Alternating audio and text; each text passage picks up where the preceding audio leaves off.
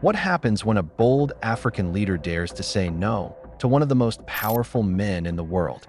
While most leaders rush at the chance to be seen in Washington, one man refused.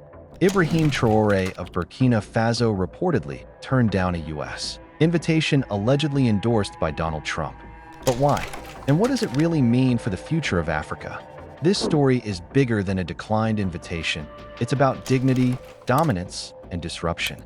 In a world where African leaders are often seen queuing for handshakes at global summits, there's something extraordinary about a leader who chooses duty over diplomacy, especially when the invitation comes from a country like the United States. Reports have surfaced from multiple verified social media accounts claiming that Captain Ibrahim Traore, the young and radical interim president of Burkina Faso, has declined an official invitation to visit the United States. Though neither Burkina Faso nor the U.S. has publicly confirmed or denied the invitation, the idea has sparked global curiosity.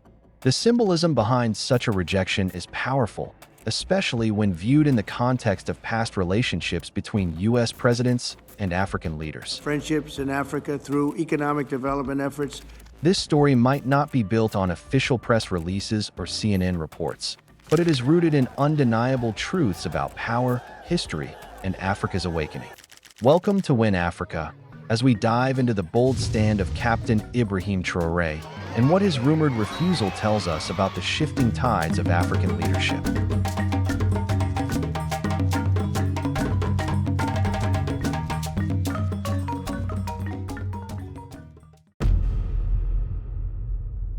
And to other stories, it has been nearly 3 years since Captain Ibrahim Traore took on the reins of leadership in Burkina Faso, and there is a speculation in Western media of the type of government that he runs and if it's a democratic one.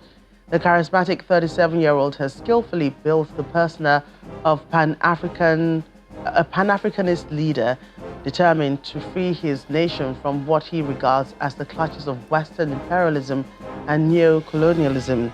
Since assuming power in 2022 through a popular military-led transition, Captain Ibrahim Traore has become more than just another name in Burkina Faso's political timeline.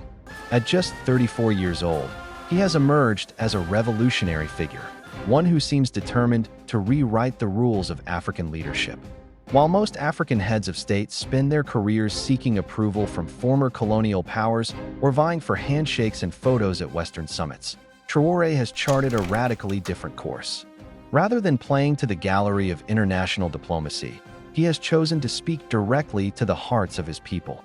From day one, his message has been clear: Burkina Faso must reclaim its sovereignty militarily, economically, and psychologically.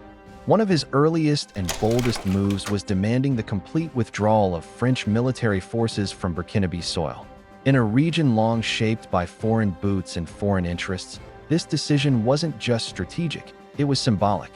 It echoed the spirit of Thomas Sankara, the iconic Burkinabe revolutionary of the 1980s who once declared, "He who feeds you controls you."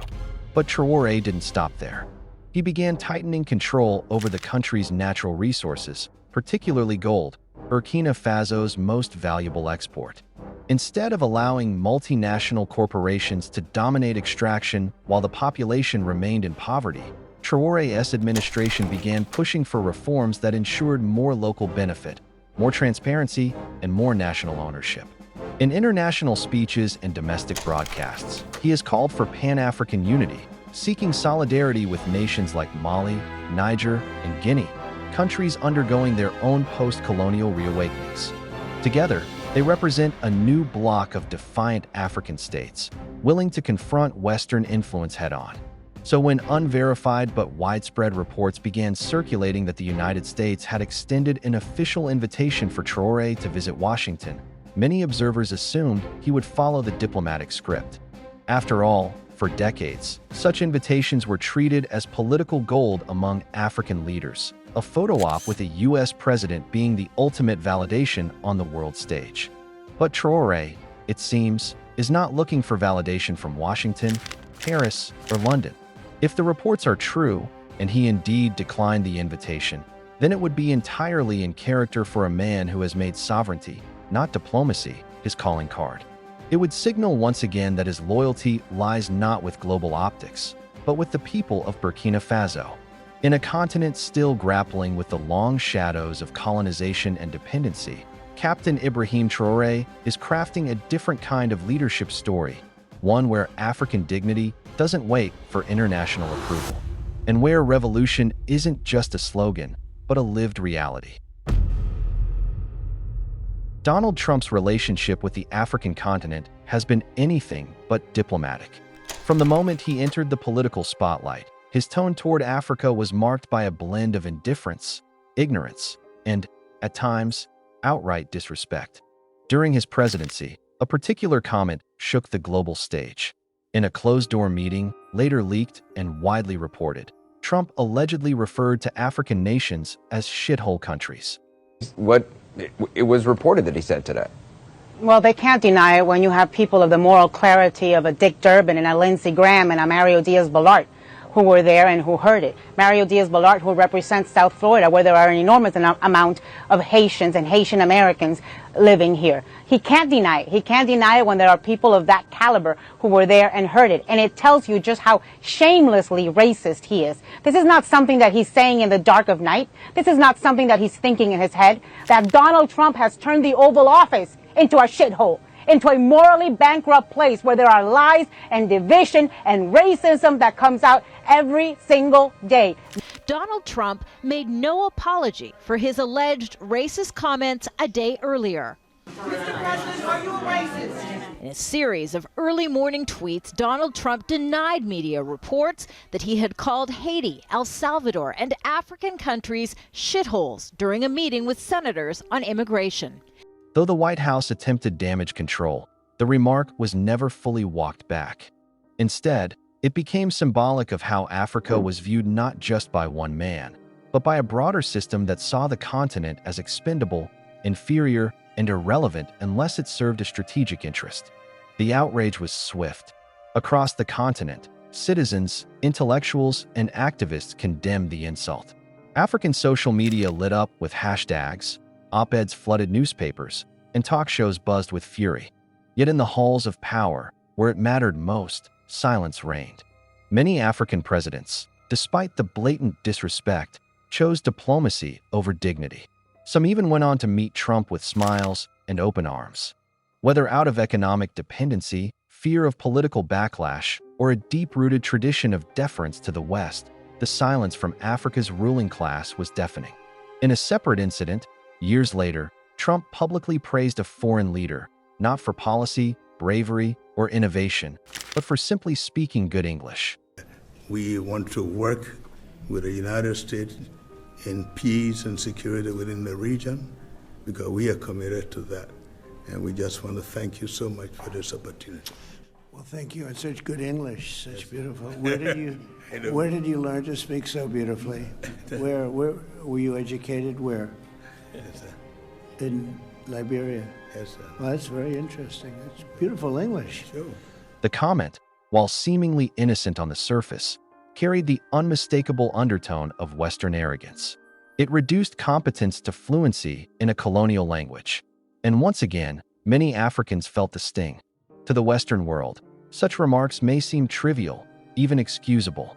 But to Africans, they echoed centuries of stereotypes. The idea that African intellect must first be validated in a foreign tongue to be taken seriously. What President Trump led with at this meeting with 5 African nations showed the true intentions of this White House gathering.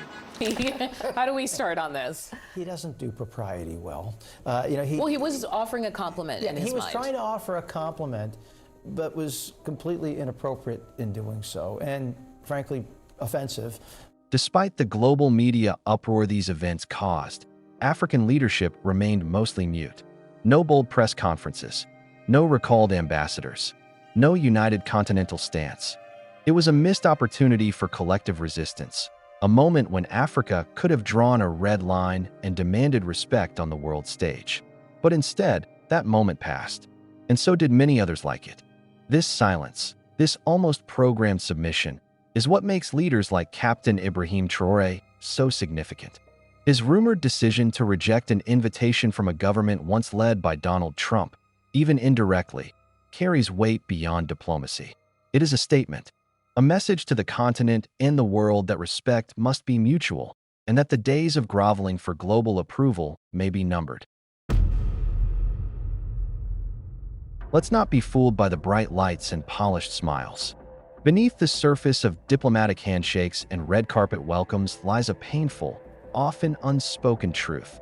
Many of these high-level invitations extended to African leaders are less about partnership and more about posturing. Time and again, African presidents have been summoned to Washington, D.C., the White House, or high-level global summits, not to engage as equals, but to be managed, lectured, or worse, paraded as symbols of goodwill in carefully orchestrated photo ops. The meetings are branded as strategic dialogues or development partnerships, yet they often end with one-sided outcomes, policies that benefit Western economies more than African ones. There is no shortage of video evidence to back this up. Footage exists of African leaders being interrupted mid-speech, excluded from key discussions, or visibly sidelined during press conferences. In one such moment, an African president was cut off by a U.S. official mid-sentence, his words dismissed as the room turned to hear from a more important Western figure. Maybe we're going to have to go a little bit quicker than this because we have a whole schedule. Even the physical arrangements of some summits speak volumes. African heads of state seated far from the main speakers, given minimal speaking time, or shown nodding while Western leaders dominate the stage. It's diplomacy in form, but not in spirit. Pause for a moment. If you've watched this video up to this point, it means you're truly intentional about Africa's rise and resilience. That matters. Do us a favor, like this video to help trigger the algorithm so more people can see this message. Subscribe to stay updated on future documentaries. And if you'd like to show appreciation and directly support what we do, consider becoming a member of our YouTube community. Every action you take helps us keep telling Africa's stories. Let's continue.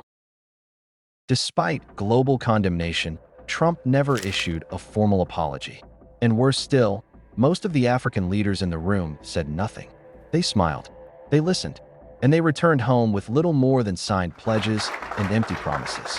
What was framed as diplomacy was, in reality, humiliation in disguise. These moments aren't isolated incidents. They are reflections of a deeper problem, an unequal power dynamic where Africa is seen as a project to be shaped, not a partner to be respected. And they reinforce why figures like Captain Ibrahim Traore resonate so deeply with a new generation of Africans. Because for once, someone is choosing dignity over diplomacy, principle over politeness. In a world where leaders often measure success by proximity to the White House, Traore's rumored refusal to attend isn't just a personal stance. It's a rejection of the entire theater. A statement that Africa deserves more than smiles, suits, and sound bites. It deserves respect. So, what makes Captain Ibrahim Traore so different? What sets him apart in a political landscape filled with predictable responses and submissive diplomacy? It's one simple, yet powerful thing: the courage to say no. While the invitation to Washington remains unconfirmed, unspoken between official lips, the idea alone fits perfectly into the larger narrative Traoré is crafting. A narrative of defiance, of principle, of sovereignty without compromise. For many African leaders, visiting the United States is seen as a career milestone, a mark of international relevance. But for Traoré, such a visit wouldn't be a celebration. It would be a contradiction, a betrayal of the very ideals he claims to stand for. Because to him, the true power of leadership lies not in proximity to global superpowers, but in the ability to stand without them. Under his leadership, Burkina Faso has embarked on a radical transformation, one that rejects dependency in all its forms. He has overseen efforts to reclaim the nation's gold mines from foreign exploitation, signaling that the era of unregulated Western access to African resources is coming to an end. Western NGOs, many of which have operated for years under vague mandates and unchecked influence, are being pushed to justify their presence or leave. The message is clear: Burkina Faso will no longer be anyone's experiment. Instead of chasing foreign aid with strings attached, Traoré is doubling down on local development, encouraging self-reliance, community resilience, and intra-African solidarity. He envisions a continent that trades with itself, feeds itself, and governs itself with pride, not pity. In this light, declining an invitation to Washington, whether it happened or not, isn't a snub. It's a statement. It says, Africa is not desperate for validation. It says, we are no longer impressed by the architecture of oppression, no matter how diplomatic it looks. It says, our dignity is not up for negotiation. That is why I say I invite people to change their mindset. Believe in yourselves. It is possible. There are many challenges. There are many challenges. There are many things to accomplish. Just now, I discussed with the customary and religious authorities about the case, for example, of water reservoirs. In the Cascades region, there's only one dam, and it is silted up. A dam built since 1962. You need many dams here, because the region is rich. Traoré isn't just saying no to Trump, Biden, or any U.S. administration. He's saying yes to the rise of a new Africa, one that is bold, one that is unapologetic, one that is finally learning the power of standing tall, even if it means standing alone. And in that no, there is strength, there is vision, there is revolution. Even in the absence of official confirmation, the symbolism is undeniable. The mere possibility that a sitting African head of state, especially one as young and defiant as Captain Ibrahim Traore, could reject an invitation from the world's most powerful nation is, in itself, a revolutionary act. Africans are watching. So are other leaders. So is the next generation, the youth in Dakar, Nairobi, Accra, and Ouagadougou, who have grown tired of watching their presidents trade national pride for international praise. For them, this story, whether fully verified or not, speaks a deeper truth. Africa is shifting. Because this isn't just about one meeting, one plane ticket, or one invitation. It's about the courage to redefine the relationship. It's about changing the script, where African leaders are no longer desperate to sit at someone else's table, but instead focused on building their own. Let's be honest. If this rejection had been publicly confirmed, would Western media have amplified it? Would CNN have aired it with breaking news banners? Would international newspapers have published front-page headlines declaring African leader turns down U.S. invitation?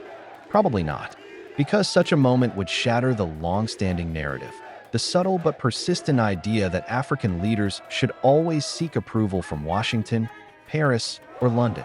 It would challenge the image of Africa as a junior partner, always grateful, always dependent. And that's precisely why this story matters.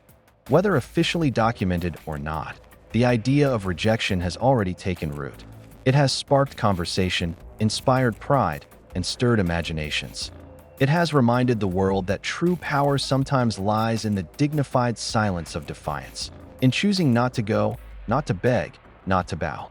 In that quiet no, there's a roar that says Africa is no longer waiting for validation. It is rising on its own terms.